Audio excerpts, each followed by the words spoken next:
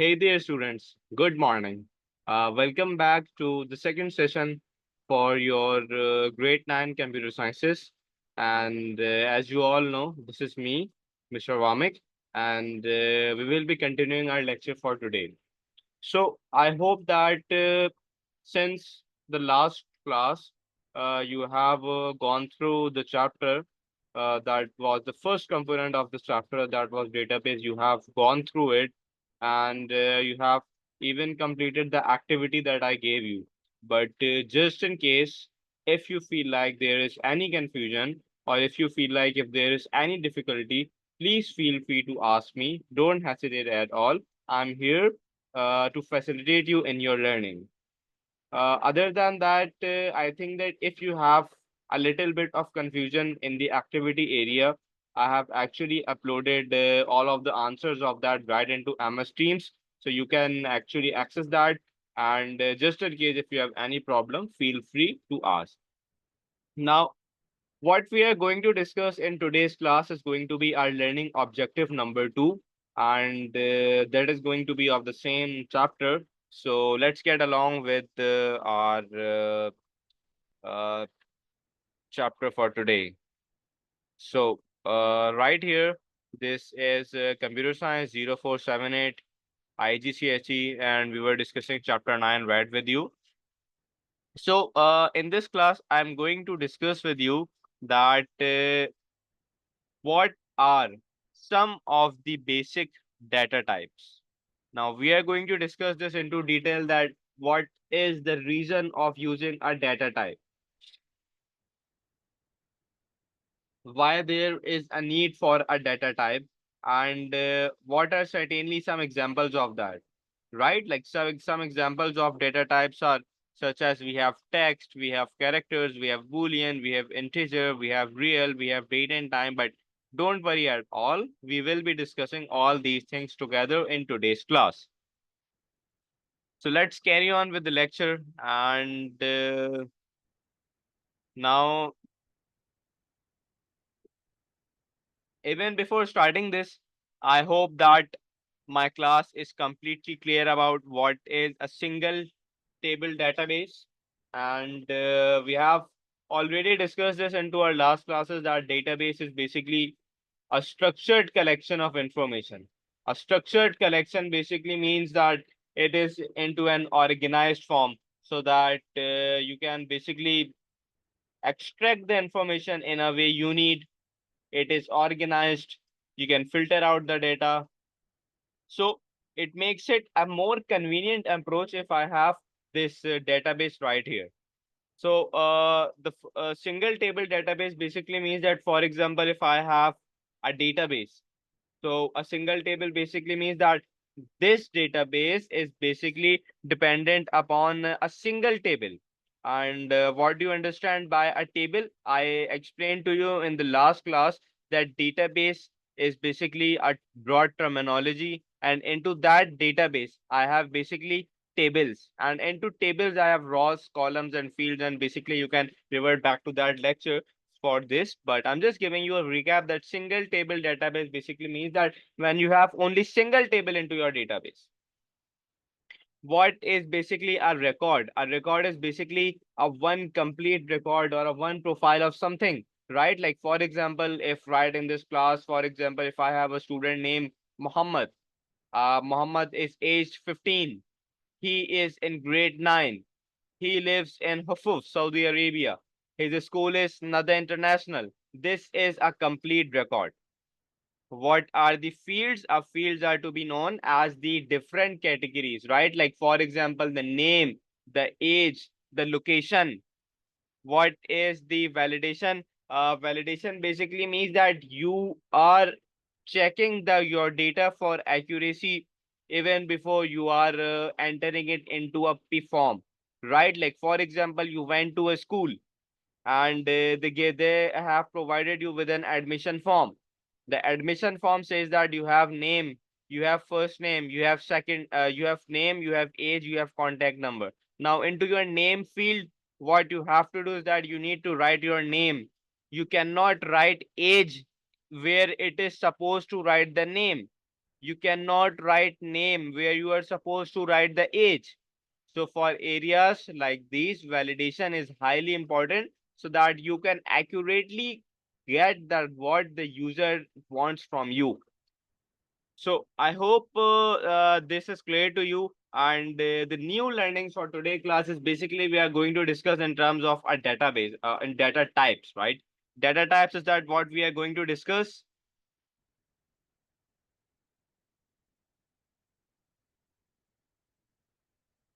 And when we have a data types, uh, we are going to discuss that each field is basically of a certain data type, and we can even list data types used in database. So let's continue with our lecture. So basically, for explaining to you this term database, first of all, let's think of data types as a type of containers. Now, for explaining this, I want you to focus right here and think of these data types as some different types of containers, right? Like you will never store liquid in a basket. Now, when I mean to say containers, there could be different terms coming into your mind, right? Like, for example, a glass, for example, a bucket, for example, a basket, right? Perhaps the property is same that all of them are basically container. Or for example, if right here I can say that this is a mug right here. One property of this mug, I can say that this can basically I can store some things into that, right? Like for example, I'm storing some data into this like this. So this is basically an example of a container. So containers are, so I want you to first of all think of containers. So for example, if you have a basket of us, let's make a sort of a basket here. And for example, if this is your basket and we into the examples of the container, one thing is important that you are never going to store liquid in a basket. Why is that? What is the reason for that? Because if you are going to store liquid in a basket, it may be not full and there might be leakages into that basket. So basket is not an appropriate way for storing liquids.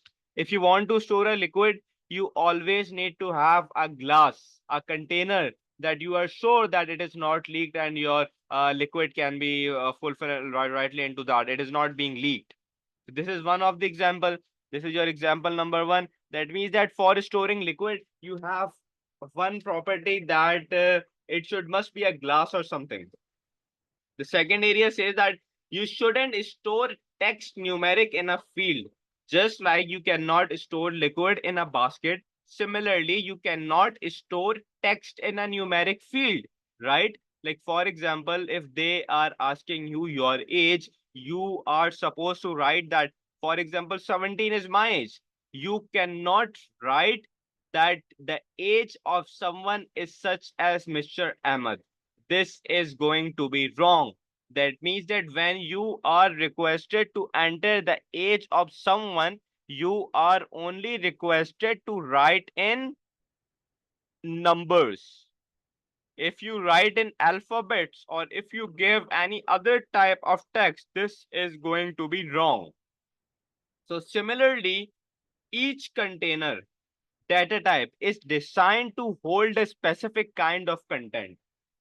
So now you need to think of these containers as with the examples of data types, that if I want to store different things into the containers, I should be must having those appropriate areas where I can store them.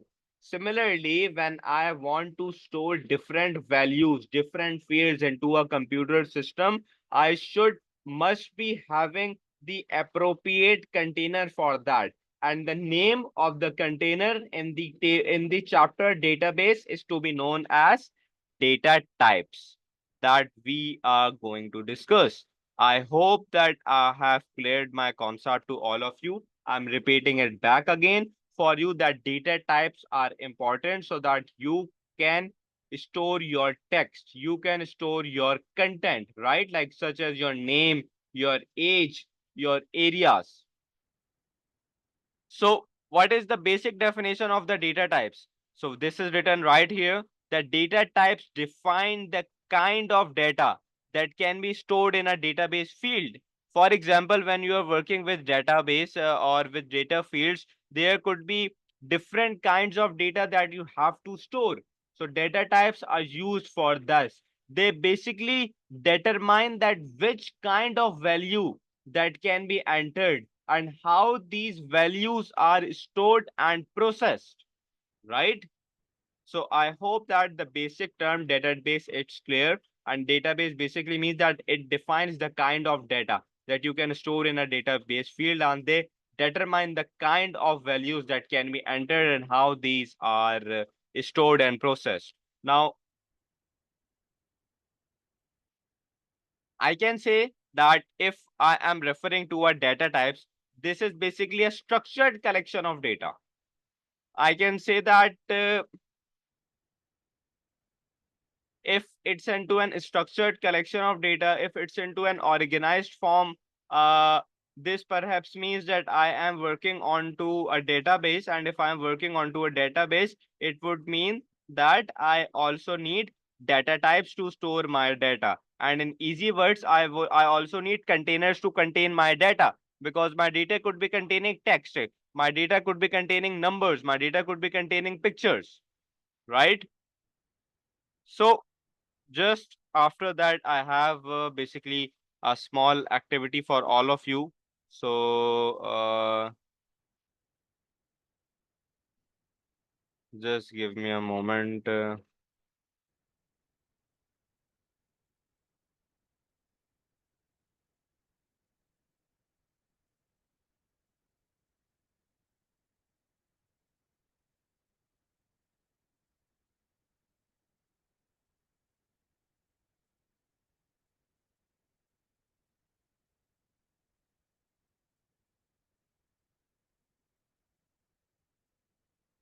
Okay, now basically I just want all of you that whosoever are watching this lecture, I want all of you to first of all create a simple database of school. You can either create it with the help of a paper or pen if you have in hand, or you can even create it if you have Microsoft Word or if you have Microsoft Excel installed, right? So I am basically giving you around 5 minutes for this task, and your time starts now. And meanwhile, just a minute.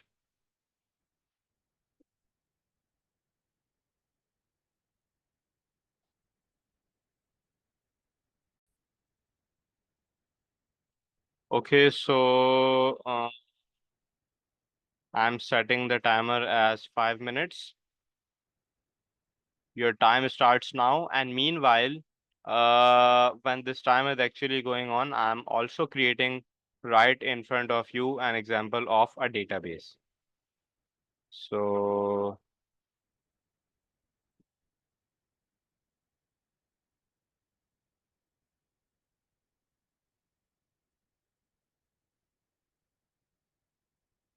for example, I have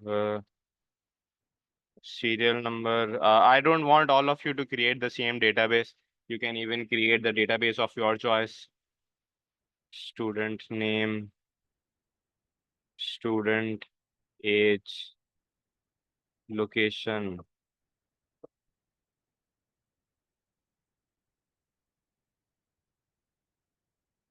This is serial number one, Ahmad, 15, Saudi Arabia, 2, Ali, 16, Saudi Arabia, 3,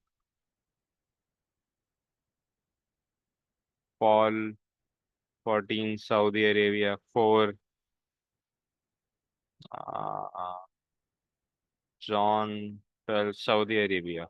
So, right, this is basically an example of a database, and I just want to share with you guys that you can actually see that I have different categories of data, right? I have a different serial number, I have a different student name, student age, and student location, so things like this. So let the time complete and let all of you complete it. So then I'll continue with it.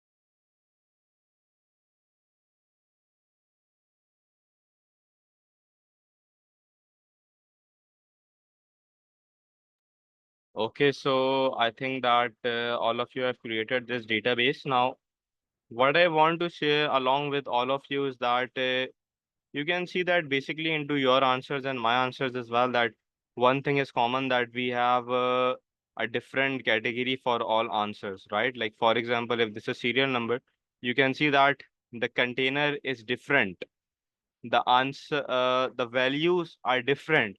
For example, you can see this is 1 2 3 4. This is the alphabets, this is different. This is integers, this is different. These are different initials. So this is what we are going to discuss ahead, right? So let's start from the data types. Now the first area that we have to discuss in terms of data types, the first area right here is a numeric data type. A numeric data type basically means that if I'm dealing in terms of numbers, and the two areas of numeric data types is, first of all, is an integer, and the second one is basically a float or a double number. So for example, if it's basically an integer, so this is basically used for your whole numbers. It's like, for example, your age. It's like, for example, your quantity. So for example, if you have a whole number or if you have an integer, right? Like for example, you have the value 80, you have the value 70, that can basically a quantity of something. So it can be considered as an integer. Similarly, if you can think that you are referring to an age of someone, an age of someone, right? Like for example, 14, an age of someone like for example 13, an age of someone like for example 12. So this is going to be considered as an value of integers, and all values of integers are denoted by the initials I and T into your database. Integers means whole numbers. Similarly, I have the second value right here as well, that is going to be discussed as a double number or even a floating number. This is basically used for decimal numbers. This is basically used for 4.66, 7.88, 8.99. So for example, if you have a decimal number, so you are going to use this data type, and the initials of this are going to be right. Like for example, you can either call it float, you can either call it double, or another name for this is also real. So we have other examples as well, but before than that, let me make it more clear for you, right? Like for example, imagine numeric types are like measuring cups in a kitchen. For example, integer is like a cup that only measures the whole cups of flours, right? Like 1 kg, 2 kg, 3 kg. So you are only going to use an integer. Similarly, if I'm using a decimal number, a floating number, this is basically like a cup that can measure both whole cups and the partial cups of ingredients as well. So this is your first category of data type, that is like when you are working with numbers. The two types you have right here is an integer and a float double. This some of the examples are right here as well. You can go through to them. These are just the explanation that I have discussed. And okay, so if you need to store the price of a product, which data type would you choose and why? Given a list of fields.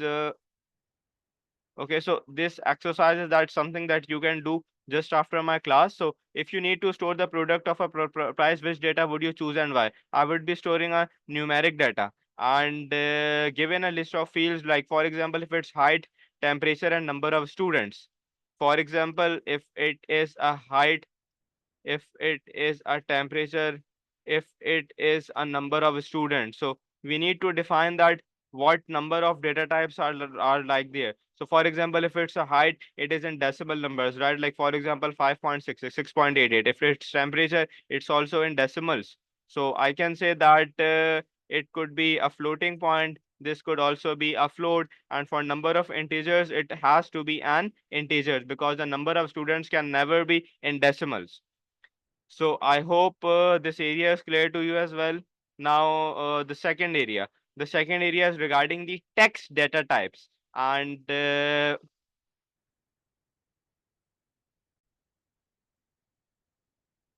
terms of your text data types, I have two types, right? Like here, for example, I have a varchar.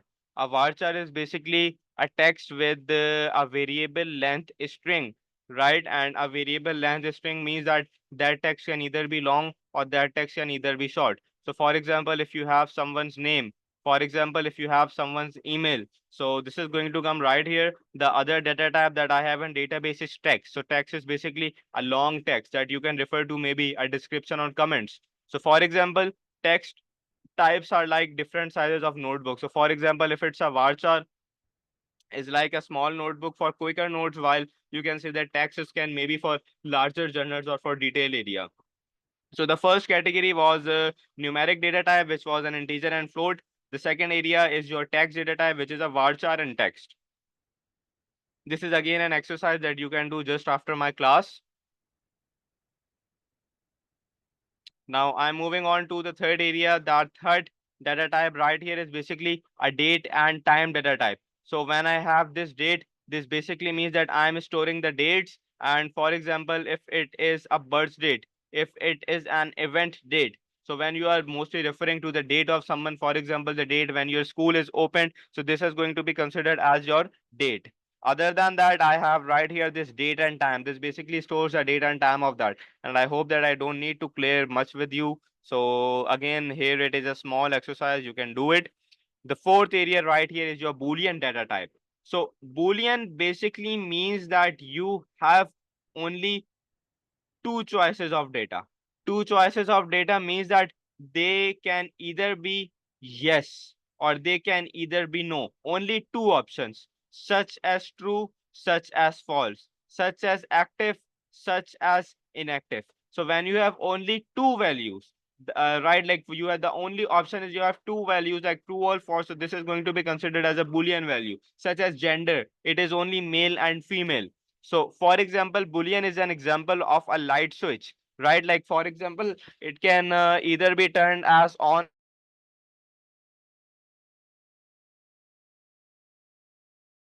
So, I hope it's clear to all of you that if it is a Boolean, it means that only two options, such as true and false, such as yes or no, such as one and zero, right?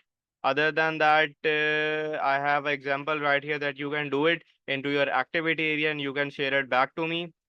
Uh, So basically, if I summarize the whole lecture up, so I can say that the data types is basically consisting of all these types. So the syllabus says that I have a text and alphanumeric data type. That basically means that I have a number of characters, and shorter text or long text can come into that.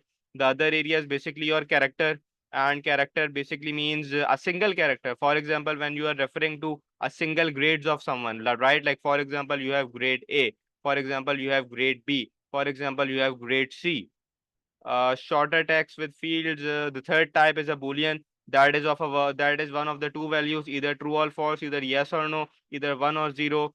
And we have integers. Integers are basically whole numbers, the numbers that are fixed with zero decimal places. We have the real as well. Real means floating points, double points, that means in decimals. And the last area we have is date and time. So you know it all already.